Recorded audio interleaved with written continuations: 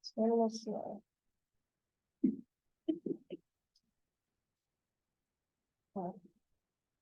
We are good.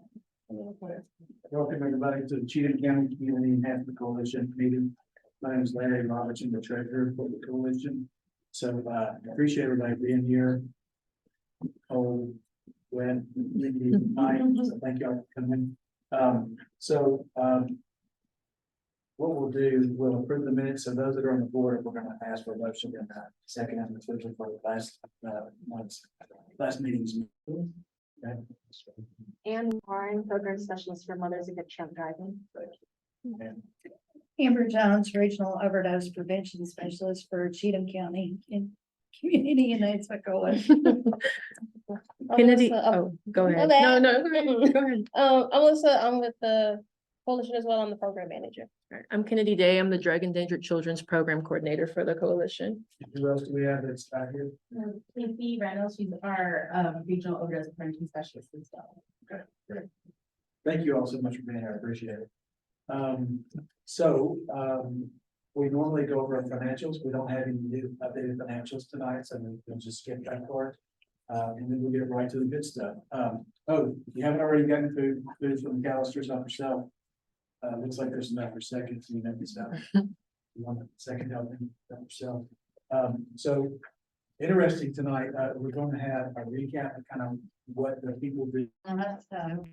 And hopefully after we tell you a little about what a ropes does, you'll be wanting to schedule trainings for some of your churches and business. Everything.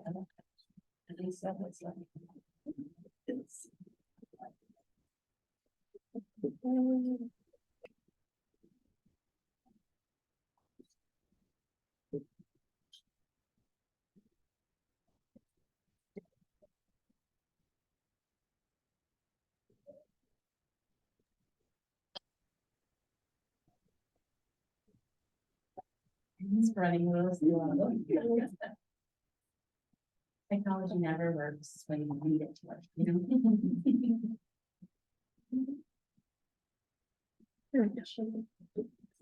Okay. So again, I'm a regional overdose prevention specialist. A lot of people like, what does ropes? And to simplify it, a lot of times I call myself the Narcan lady.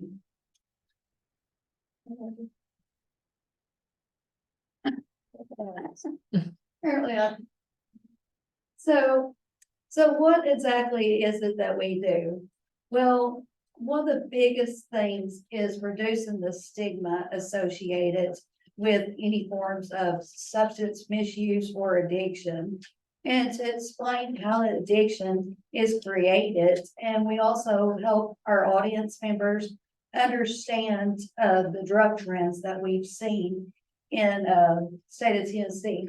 One of the biggest barriers when it comes to addiction and mental health is we live in a very judgmental society.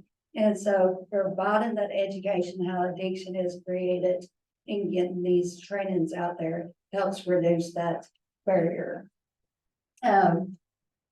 A lot of times we've heard of overdoses occurring slowly over time. And people saw the signs and symptoms and the changes in the person, but they did not realize what they were seeing when there could have been prevention for overdose. So we like to specifically discuss the signs and symptoms of an opioid overdose and a stimulant overdose.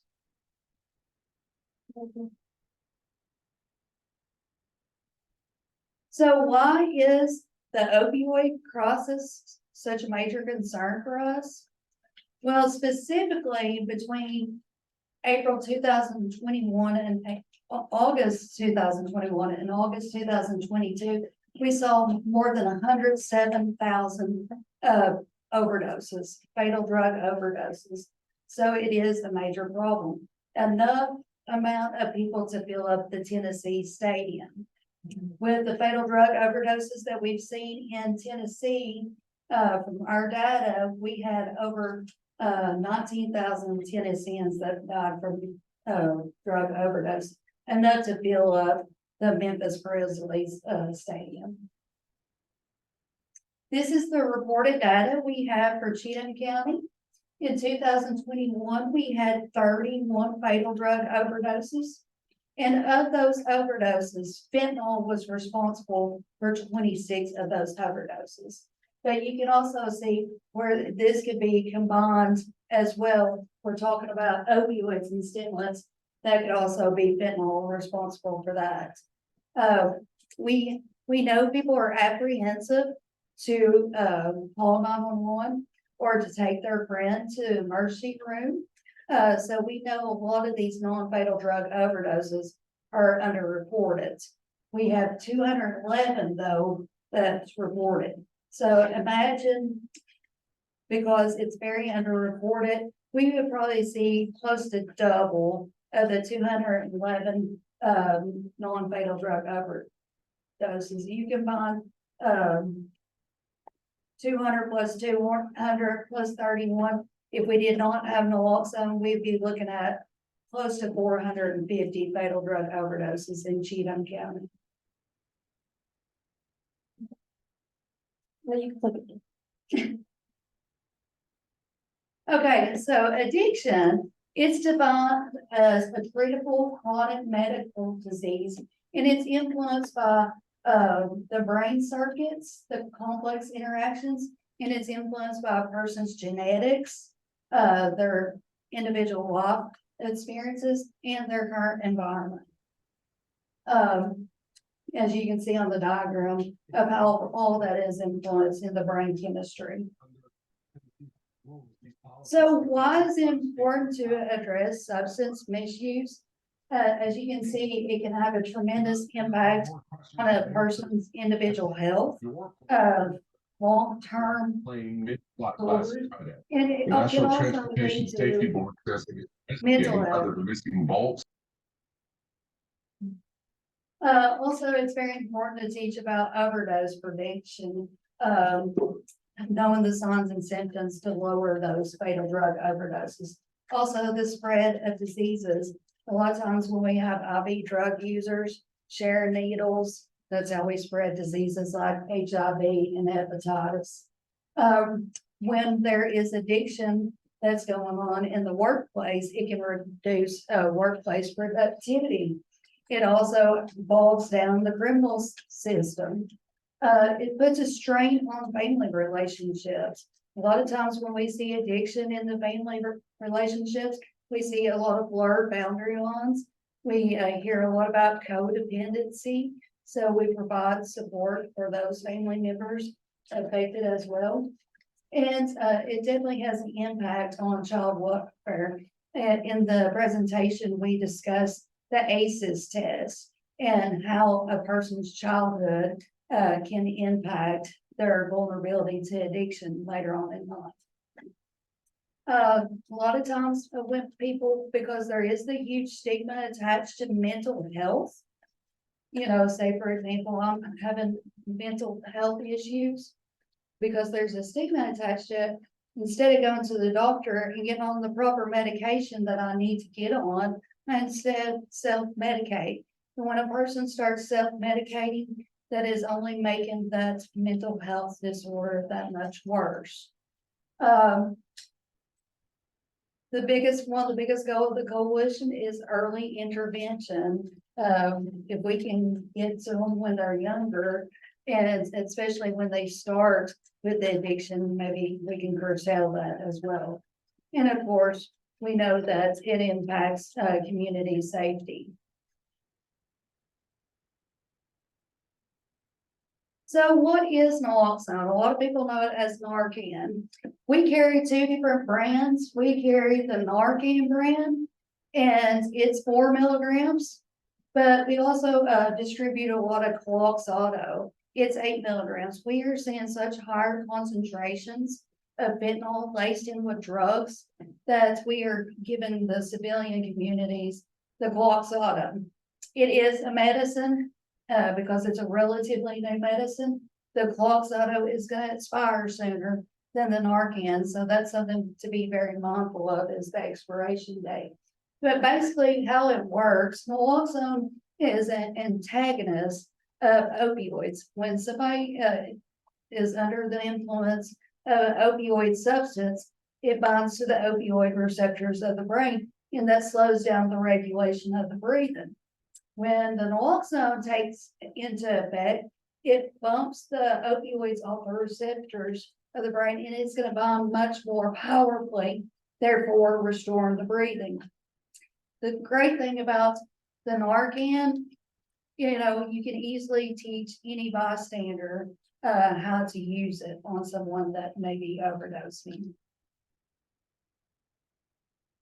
We also distribute fentanyl test strips. Just like naloxone is considered harm reduction principle, and so is the fentanyl test strips. Basically, the concept of harm reduction is we know not everybody can quit using drugs or alcohol. Everybody has a different form of rock bottom. Some people's worse than others. So basically, this is kind of like a compassionate approach because people that have been in active addiction, they ran off a lot of friends, family, you know, a very isolating, lonely world for them. And so they could use some love. So this is a compassionate approach to plant a seed in the brain, and we want to water that to get them in the right direction to get into recovery. And these fentanyl test strips, they was considered drug paraphernalia prior to March 2022. There's a thing called a sunrise and sunset law that if people do take the survey and said, yes, it changed the way that I use drugs. Possibly we can extend that sunset law or make it where it's permanent for this to be legal. So how does fentanyl test strips save people's lives? Again, it makes more people more mindful of their drug use. They're gonna try to practice safer drug use. So basically, they might make sure, okay, if I'm gonna do these drugs, I'm gonna make sure I have my naloxone kit with me. Or I'm gonna make sure I have a friend with me in case something happens, that they can be there to assist. There is also the resource out there we like to tell people about. It's a 1-800 number. And basically I could say, hey, my name is Amber Jones. I live at such and such address. I am gonna do some heroin. And on the other end of the line, the person will listen to me in a non-judgmental manner. And if I am no longer responsive, then they will call for 911, call for help to me. Or they might not use the drug if it tests positive for fentanyl, or they might, we see a lot of increase usage of polysubstance use where people enjoy partaking in multiple substance use. And so maybe they'll be like, maybe I'm just gonna use this drug today or less of it. So why is this program so important to get the training out? It's getting the naloxone in way more, many more hands than what they would not be. We provide this training to police departments, fire departments, school administrators, nurses, church members, local government employees, and private individuals. And when somebody reaches out to me or Casey, the other reps, it is completely anonymous. So we try to also let people know not to be fearful to approach me or Casey to get that naloxone training, because we do not report this to law enforcement. Some of the biggest challenges that we do face with our program is, again, the stigma attached to it. I've had a lot of people to approach me, well, I don't do drugs. Well, you know, people get prescribed prescription opioid medication, which is basically your pain pills. And so what if they forgot how many pills that they took, so that's something to consider. And also, especially if you have younger individuals that are getting in that teen stage where they might be experimenting with drugs, it's something to be mindful of. Data collection, the way our program works is being able to collect data. And I know a lot of people, they do not like taking surveys, but we ask that if people do use our kits, that they let us know about it to help continue the program. A lot of blocked mindsets, again, we live in a very judgmental society. A lot of people don't care until it impacts them.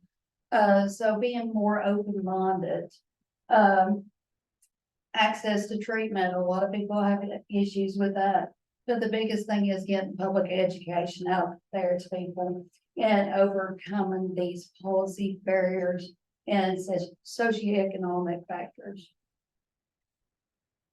A lot of people, they get in their mindset that, they're a lost cause, but through programs such as this, people do get into recovery.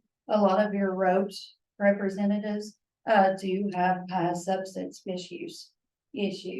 And so be mindful that recovery, it takes time. There's going to be slips, trips, and falls, but they can eventually get there. It's a process. And so as you can see, the previous year, the pictures of the ropes, over 150 years of recovery. So what can you do in your community? Well, first of all, come to more of these meetings. Get more active with meetings like this and be a part of your coalition and be supportive to those that you see that are suffering. Advocate for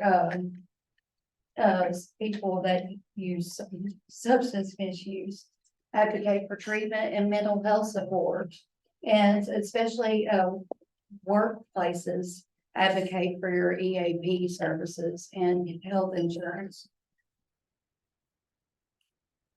Again, my name is Amber Jones, and over there's Casey Reynolds, the other ropes. Well, we work Region 5 and 1, Cheatham County being one of the counties we work. We cover these 8 counties, and these are a lot of the resources that we provide in our presentations. For you again to pass that around to let others know about that. Does anybody have any questions?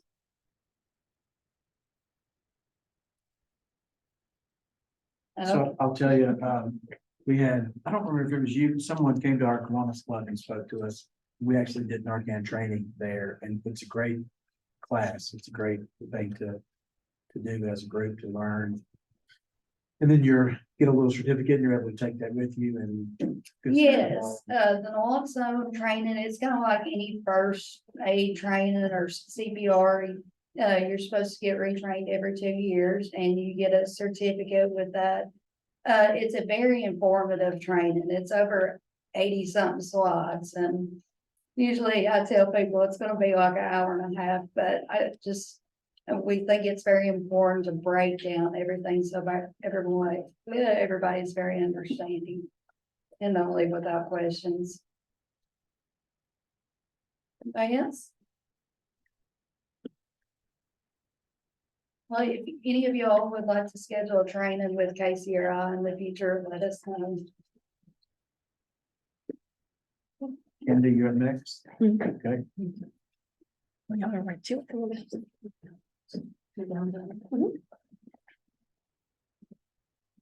Hello, I'm Kennedy Day. I'm the Drug Endangered Children's Program Coordinator through the Tennessee Alliance for Drug Endangered Children. So learning more about DEC and how you can be a part. And it is through the TBI's Dangerous Drugs Task Force. And like I said, DEC, you'll see it abbreviated that way. It stands for Drug Endangered Children. It's a program funded through the TBI, like I just mentioned, and it focuses on the education of what drug endangered children look like.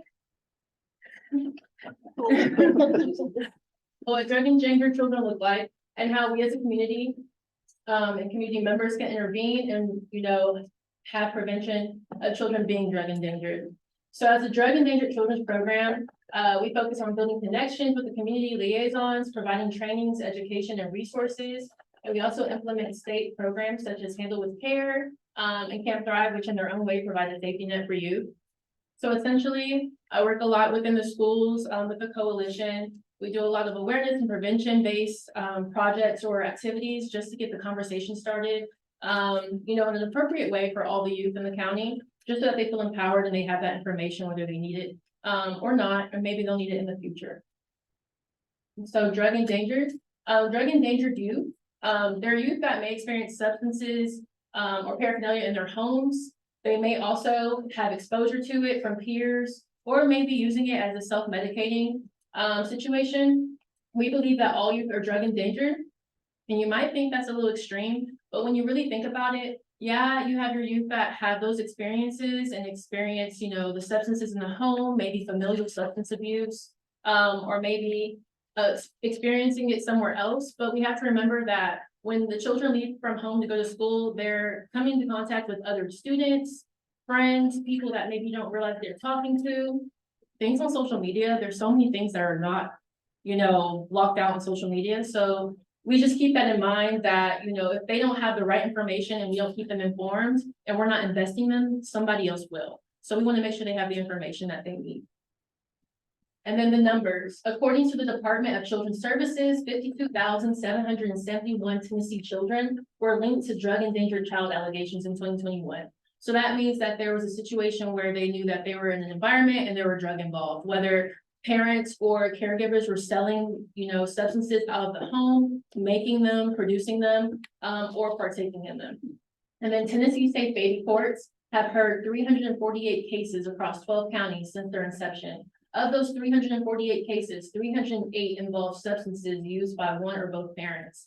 And if you're not aware of what Safe Baby Court is, that is a program where essentially families are justice involved. They come into here, these kind of courts, these cases where there's resources available for the youth that are involved. And so out of all those cases, 308, it involves substance use by the caregiver or the environment that they were in, which is pretty, you know, scary, especially for the child. So how we help. DEC, we implement many programs and initiatives within schools and the community. As I mentioned, we have Handle with Care, which essentially is just another safety net within the schools between SROs, teachers, and everyone in between. That is just another warning indicator of, hey, they have something going on. We just want to make sure that they have the resources that they may need so that they don't fall through the cracks. And then Camp Thrive, I'm going to get to that in the next slide, but that is a program that we offer free to children in Cheatham County 9 through 14. A lot of great stuff with that, and I'll get into it. And then Best Groups, that is a program that we do within schools. We have court-ordered programs with our juvenile court. It helps children and youth, teenagers. It helps them process emotions in a healthy way. A lot of times we may see substance use or just, you know, unhealthy choices or bad decisions made because they don't know how to cope with maybe what's going on, what they've experienced. So that's something that we do in hopes to prevent that. And then we offer trainings for teachers and law enforcement. I do trainings for SROs pretty often. I do trainings for teachers. They're in services, just to let them know of these other programs that we offer and just other things for their toolkits. And then I do a lot of community engagement as well, along with the coalition. So Camp Thrive. Camp Thrive is a free program offered to Cheatham County residents, like I said, for ages 9 through 14. It occurs one Saturday a month and is year round. It offers education regarding life skills, healthy choices, and allows for peer connection and individual expression. There's always something fun planned, from predators games to zip lining. It alternates between youth camps where youth can be dropped off to family camps where the whole family is welcomed. And then we always provide a meal. So, you know, really want to get more participation in this. If you know of anyone, I'll have a scan in here in the next few slides. But it's an amazing program. It's free. You may not have anyone that, you know, yourself or any kids that you have to put in it. But if you know of anyone who may be interested or could benefit, feel free to sign them up or let them know of it. I'll give that information at the end. But just very beneficial just to get information, have peer connection.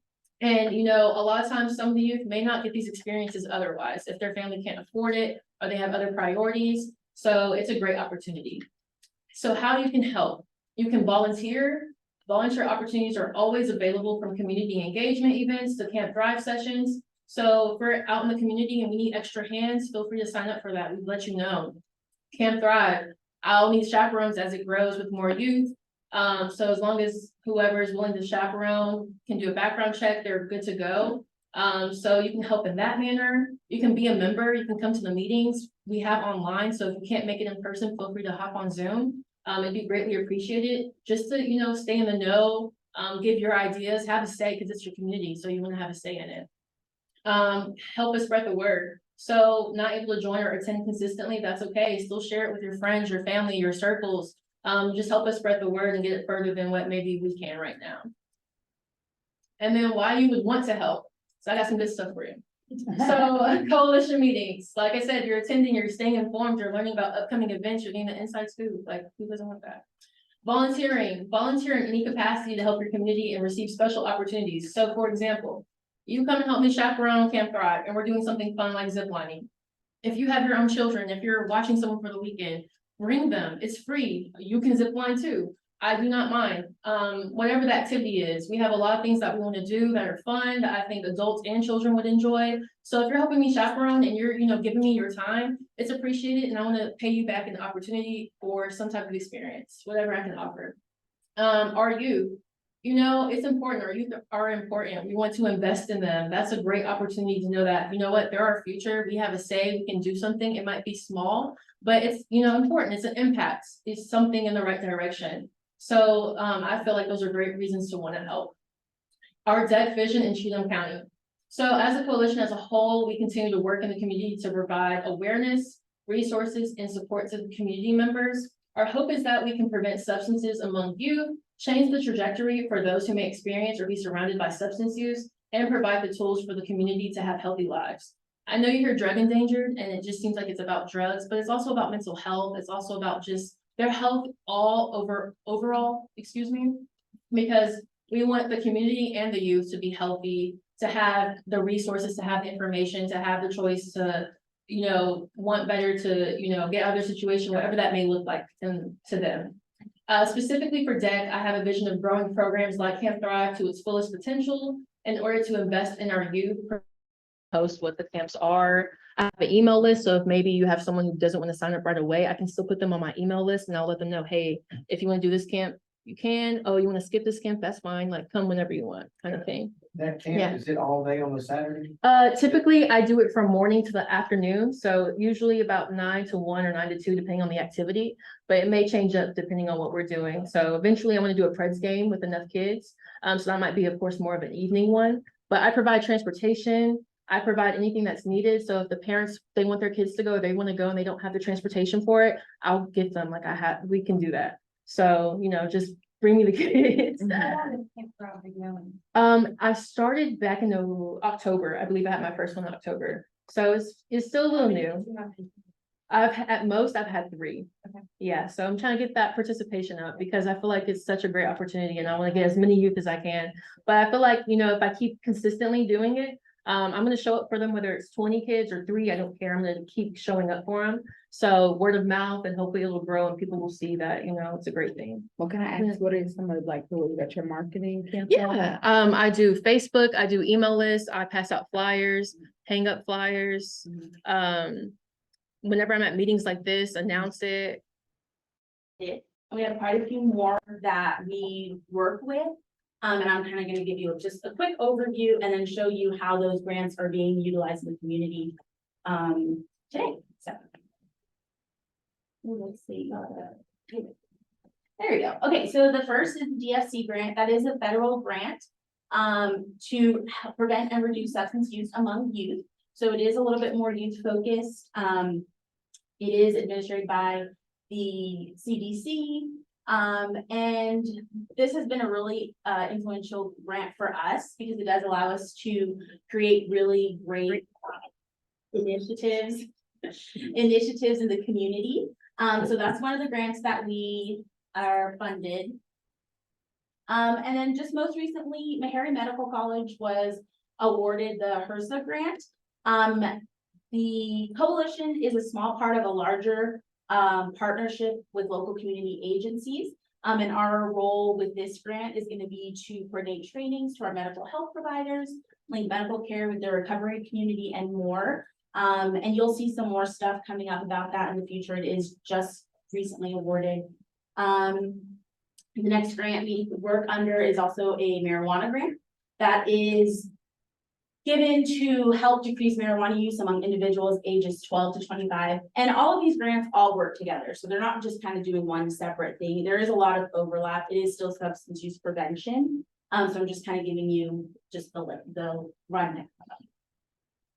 And then we have our coalitions block grant. This is given to established coalitions targeting substance use in youth and in the community with alcohol, tobacco, and prescription drug use. And then we have our state opioid response 2 grant, which is given to coalitions to focus on initiatives with opioid use disorder and the concurrent substance use disorders, including stimulant misuse. So those are kind of all of the grants that we work under, along with the ones we previously mentioned. And it's great to have those grants and you're kind of like, oh, we have all this funding, but the funding means nothing if we don't have a plan for it.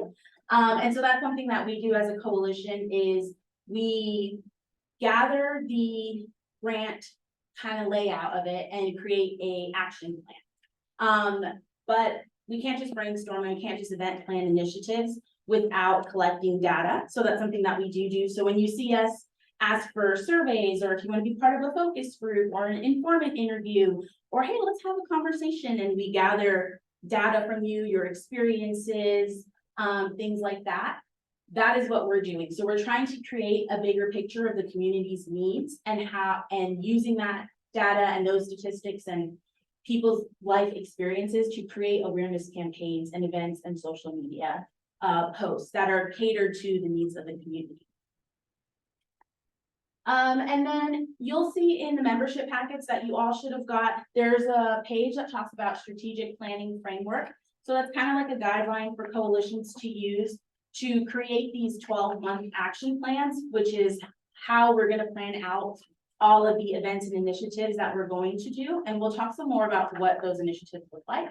But some of those things in the strategic planning framework that we want to make sure we're providing is providing information. So when you follow us on Facebook and Instagram and you see all of those social media posts with a percentage of Cheatham County students who are misusing prescription medication, that's us providing information to you based on the data that we've collected.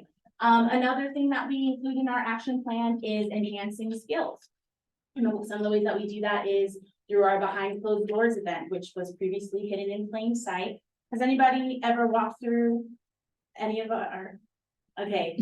I mean, I don't want to speak for you, but I found it very educational for myself when I first kind of like went through it and presenting it. And it's always something new that we're talking about. So behind closed doors is, we set it up like a mock team bedroom or in a classroom at the school during a parent night out, or some kind of event where we're partnering with the school district.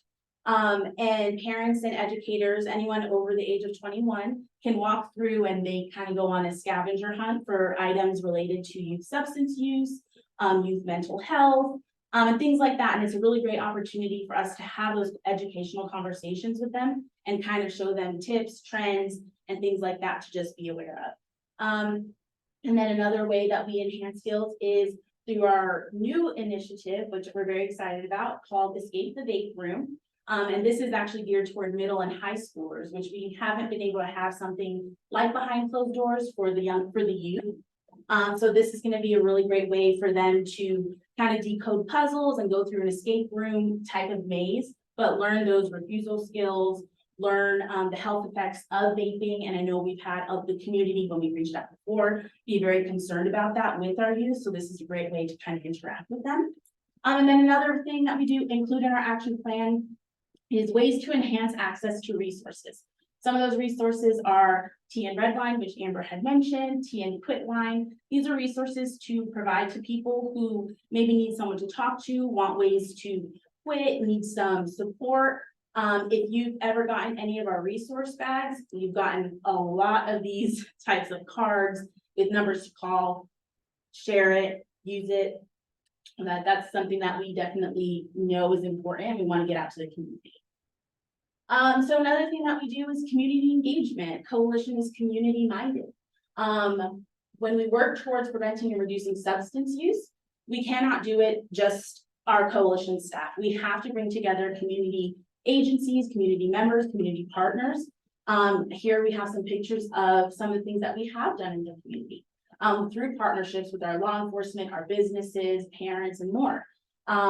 We do lots of educational events in the schools, like Think Fast. We were able to partner with Think Fast, the SROs, the high schools, and then we've done impactful, been able to bring really impactful presentations by partnering with agencies like MAD. Partnering with local churches, we've been able to bring human trafficking awareness training, online grooming, exploitation, things like that. And that all comes with bringing the community in, because without the community, we wouldn't be able to put on these sorts of events. Some of the educational programs and trainings, these are some more initiatives that the coalition offers. As Kennedy had mentioned, BEST groups, which stands for Be Each Other's Support Team. That's like an emotional support group. They learn healthy coping skills. We bring that to the schools. We can do it in churches. We can do it with poor. It really is just anyone who's, if they know that their sector and their community has a need, we can bring that program to you. Same for Too Good for Drugs. That's a substance use prevention program that we could utilize in schools. Or as a standalone program, if that's something you would want to bring to your sector. We do MRT, moral recognition therapy. That's really great. Again, a support group to learn moral reasoning, to kind of think through the decisions that some of these kids have made and they're involved in the justice system, and to try to make better decisions in the future and take accountability for their actions. We're also planning a caregiver conversation series, which is going to help parents start having those conversations with their kids. It's going to be on an age appropriate level, and we're going to gather some more information, again, that data evaluation, to make it work for our community. And then there's quite a few more that we do. We focus on human trafficking, online grooming, marijuana prevention, and suicide prevention as well. And all of these programs are available to you. If you just reach out to me, we'll get it set up in your church or in your organization, or, you know, the families that you work with. Something else we do is public awareness events. We have town hall meetings. We have drug take back day. We do a lot of outreach for like Quit Week, Great American Smoke Out. I'm sure a lot of you have seen our post on Red Ribbon Week. That's a great partnership with the schools. From elementary all the way to high school, there's something really great going on. And it's such an amazing way and fun way to interact with the youth of the community and kind of teach them, again, those healthy coping skills, how to be safe, those refusal skills, things like that. We host social media campaigns like Be a Parent, Not a Peer. Again, giving those parents those tips on how to have conversations with their children. Something that the coalition does as well are youth leadership opportunities. We have currently one active chapter of SAD Club at Sycamore High School, but we are planning on expanding to middle and the other high school. This stands for Students Against Destructive Decisions. That's when youth get to be a part of those initiatives that we do maybe out in the community, and they can bring it to their peers in the school. They've done some really great stuff already with human trafficking during Red Ribbon Week and things like that. And then the coalition, through those grants that I was talking about earlier, we are able to sponsor youth to go to Tennessee Teen Institute. It's a 5-day camp where they learn prevention skills, leadership, and they create their own action plan for their school. They bring it back and in the hopes to start a youth coalition with their peers, their friends, or a SAD club in their school as well. So these are really great opportunities. If you have youth who are interested in building up that college application, who want to volunteer, who want to take a stand in their community and be involved, that youth coalition is going to be the great way to do it. And going to TTI, it's a free 5-week camp that they get to go with their friends, and they have an amazing time. It's at UT Martin, I believe. every summer. So if you have any youth who are interested, please reach out to me. We'd love to get a trip going this year. Now, you may say, oh, the coalition does all of that, but the coalition is not just our staff. The coalition is all of you guys, all of you online, people in our community, people we talk to every day. It's no one cares. We always say it's in our brochures and everything. No one cares about your community like you do. I know that that makes a difference. I'm a resident of Cheatham County. My son goes to school here. When I'm doing these initiatives and I'm going out in the schools and I'm talking to people in the community, I'm doing it because you guys are the people that I'm surrounding myself with. You guys are impacting my family and myself. So we must come together. We need your input. We need your help. We need you to help make an impact on other children's lives, on other youth lives, and in other families' lives.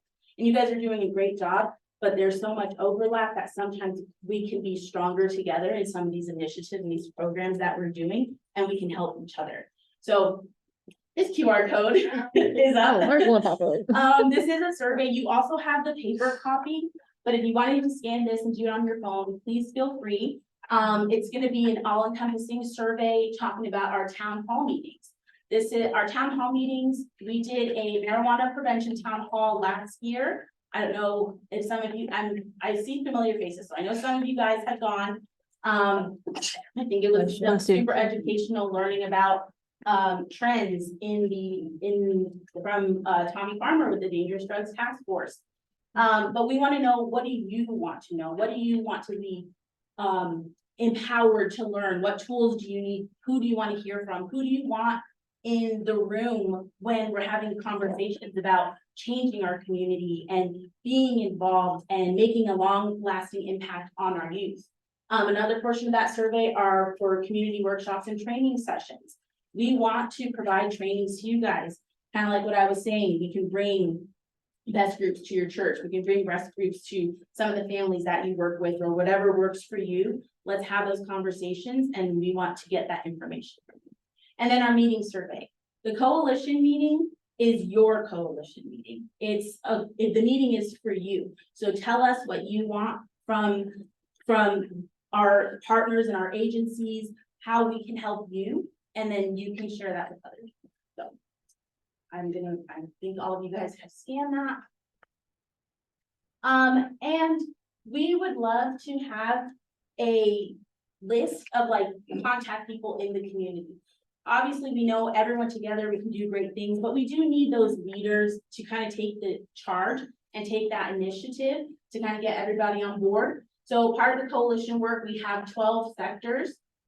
This is them listed here. So we'd love for you guys to be part of our sector subcommittees. That way we can kind of target the people that you serve. So if you are in the school, we'd love for you to maybe start a school subcommittee with some other principals or administration. Someone maybe to advise and facilitate that SAD club. And we can get together and have those planning meetings and those brainstorming meetings and start those initiatives. And okay, and that's all for me. But if you have any questions or you want some more information, I'm available. Email me, call me, stop by the office. We can have a conversation about it.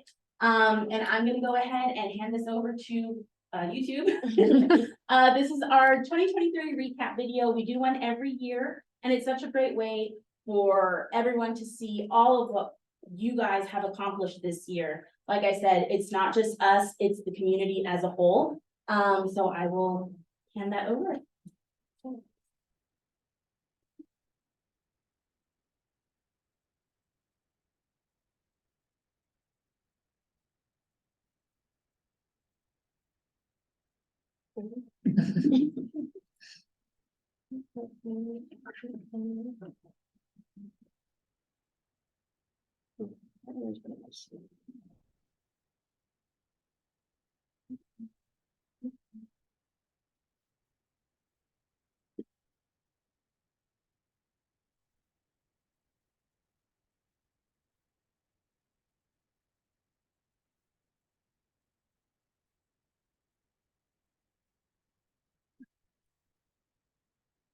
I was speaking to youth leadership in Cheatham County today, and I was trying to get a video to play, trying to share on my phone to, a TV.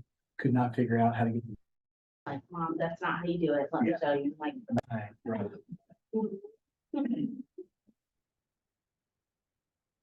And like I said, I'm gonna bring too, the all of Wi-Fi. this will be sent out as a recap, after the meeting. I'm hoping we can get this to work, but if not, it will be on our socials as well. Yes. It's great to see all the highlights from the year. Can you just search it on YouTube? Yeah. I'm trying not to see. Everything's pretty much snow. Oh, this is a completely different. Yeah. There we go. This one's so listed.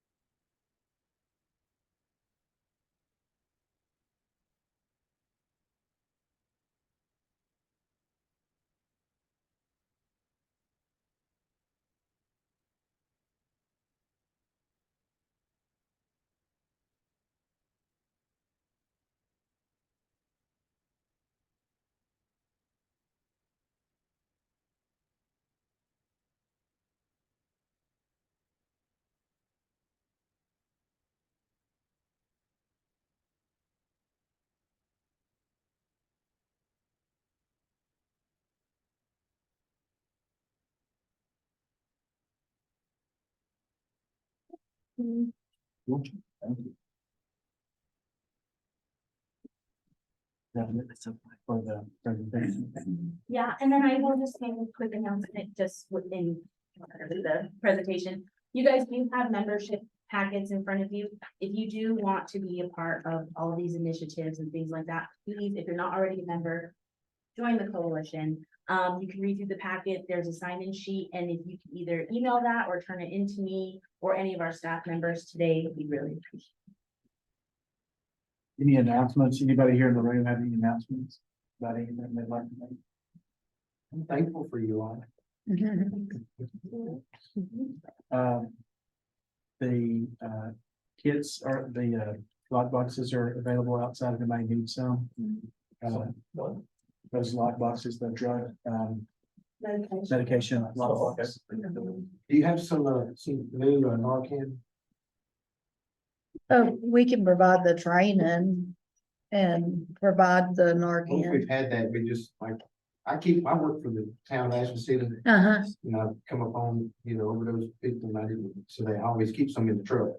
But mine's expired, and I've been meaning to come by the office and get some.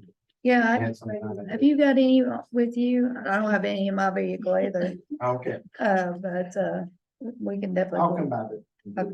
okay. Any announcements? Oh, I wanna introduce myself to everyone. I am quite new to Nashville, Tennessee in general. My name is Tamara Hughes, and I'm with Insight Counseling Centers. We actually just opened up a pilot office in, I wanna say it right, Cheap Hill Church.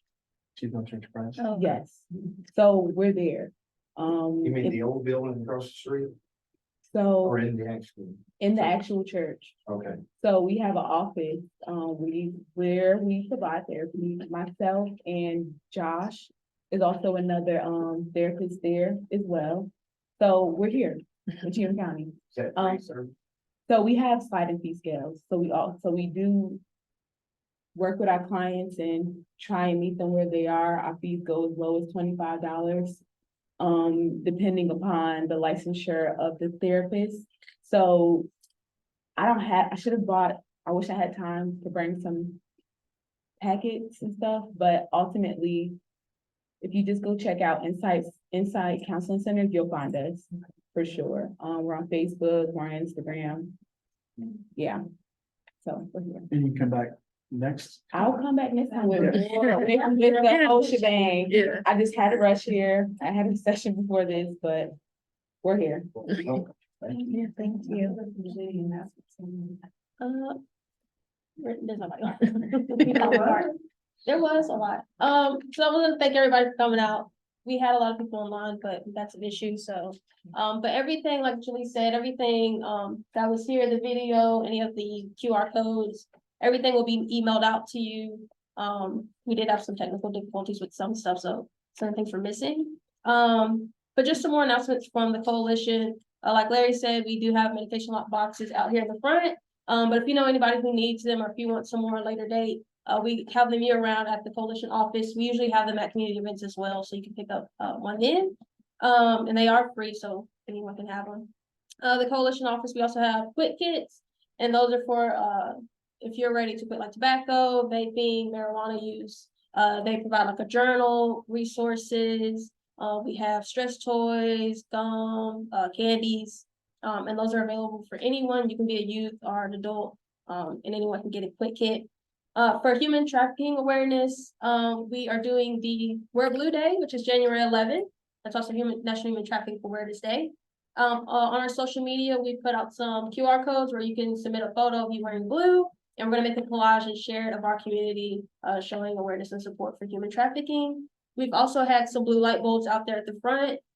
If you want to post these in your businesses or at your home, it's just another way to bring awareness. We're gonna be posting these at the coalition office, and people ask, what are these blue lights? So for human trafficking, so, but cool. I think that's. And then for human trafficking awareness, we also are partnering with CRBC for an awareness night. You might have seen the social media graphic on our Facebook and Instagram. It's January 17th I believe it starts at 5 p.m. We're gonna be offering behind closed doors. SRO Todd Bell, he's local here in Cheatham County. He's gonna be doing a online gaming exploitation awareness training. We're gonna provide food. I think it's gonna be a really great time to kind of connect with parents and youth. We are asking, if you know of a youth group, bring your youth. We'd love to have them. It's gonna be a really educational evening. We're gonna be doing, training from Freedom 424, just kind of talk about, again, that online gaming, and online grooming, and just kind of tips and things to be aware and have safety online. And where is it? It's at the Charlotte Road Baptist Church in Nashville. The address is on the social media graphic as well. Cool. Anything else? Any other announcements? Thank you. Okay. So, can I get a motion to adjourn? Is there a second? Second. All those in favor say aye. Opposed? All right. Thank you, guys. Thanks. Yeah.